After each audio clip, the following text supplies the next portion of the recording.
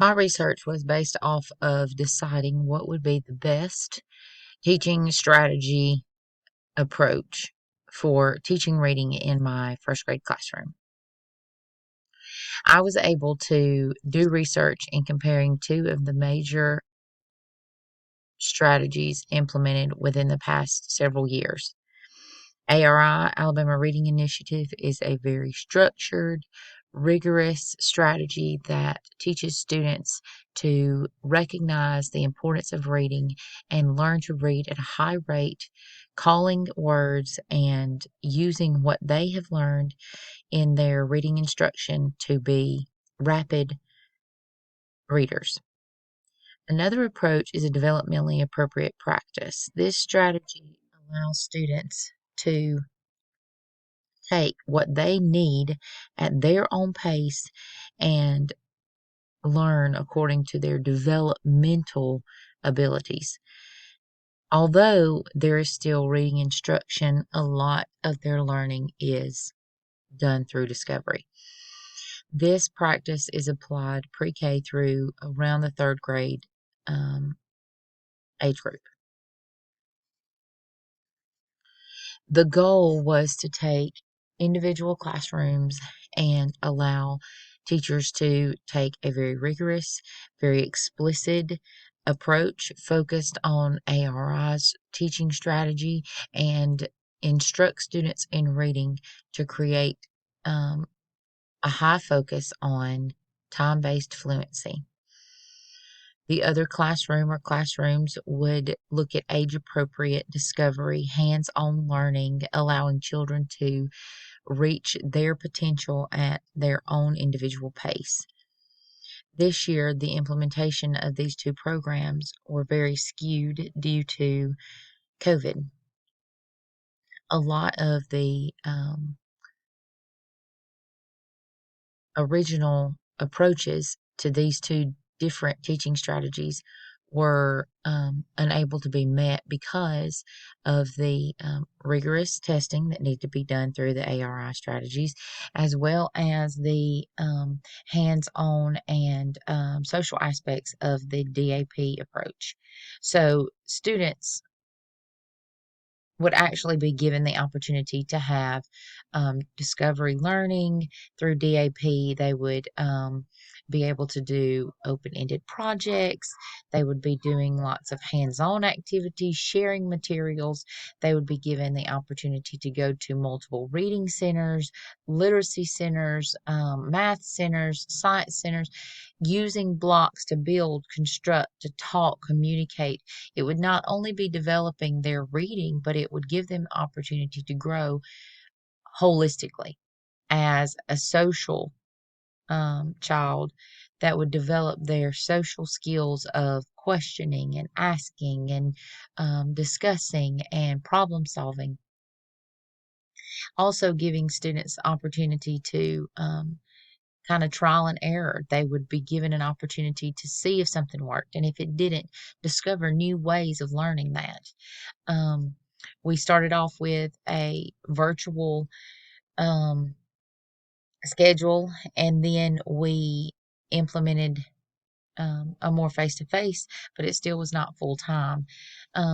So the timeline for implementing these two strategies was supposed to come with an August assessment, then monitoring students in various ways with the two different approaches from September to December, and then when they returned in January, doing kind of a mid-year, a winter assessment, and then there could always be, of course, from February to April, another round of monitoring, and then another assessment given in May to see, the end of the year growth.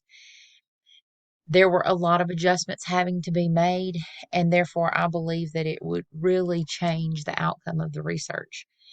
Because students couldn't be hands-on, because the learning, some of it was virtual, but some of it was face-to-face, and because that learning was not able to be implemented following a specific pacing guide and following specific reading instruction, a lot of times any kind of interruption affects students' scores.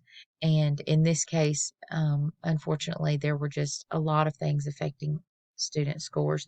At one point, I also had several students in my class who were quarantined and missed several days. We had another classroom quarantine, which affected our classroom, and it set us back into a couple of weeks of review in our first grade classroom, as opposed to the continuation of what should have been just following the pacing guide or following the units in a consecutive order, and giving the students the opportunity to learn at a continued pace. So there's a lot of growth this year, a lot of learning that's taken place, a lot of students who have read and who have learned to read and who have gone from, you know, early alphabetic stages to becoming really great readers who have really good reading rates for this point in the year after all that we've been through. But it is, it's just really affected kind of what I anticipated the outcome being. This new assessment that STAR has released, that is, we're using CBM, it really looks in depth at, can students phoneme seg, can students read nonsense words? Are they able to take the foundation that they've been given, no matter what teaching strategies were used, and grow through that? The results showed that there was a difference in, yes, students who received the ARI, rigorous explicit instruction, they stayed constantly on the pacing guide. They followed along with a scientifically based reading program. They did have higher reading scores. They were reading at higher reading rates when timed on their fluency. However, students who were allowed to have more discovery learning, there were opportunities for them to choose what literature would be taught, or, instead of, well, this week we're going to learn about plants, we had students vote, do you want plants or would you rather learn about animals? And so when students did that, they had that opportunity to investigate what they enjoyed. And although their reading rates didn't prove as high, it showed that they had a firmer foundation in the basic skills, which is something that it is something to think about. It's not often that you see a student who maybe can't read nonsense words fluently, but they have a much higher reading rate. And so these were some of the things that we were seeing in these varied classrooms. Um, Students receiving this constant reading rate, this constant fluency, it's an incredible approach. It's an incredible program, but students have to be able to slow down and comprehend and look at what they're learning and think about the words, becoming lifelong learners. I believe that a DAP approach is something that is not going to always show results in the immediate present. I feel like that the DAP approach is something that is molding a child from the base throughout their learning and giving them a future of success.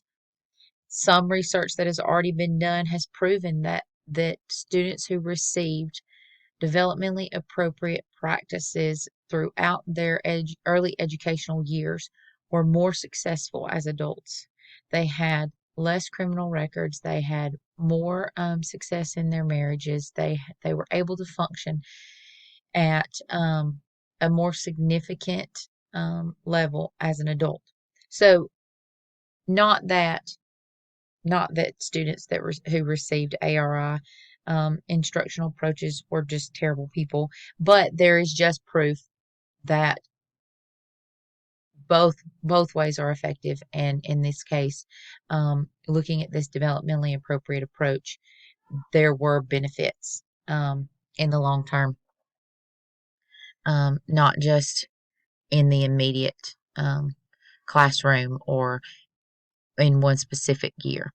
The next steps are just to follow these students. It's going to have to be an opportunity for them to show growth as they continue through their educational path.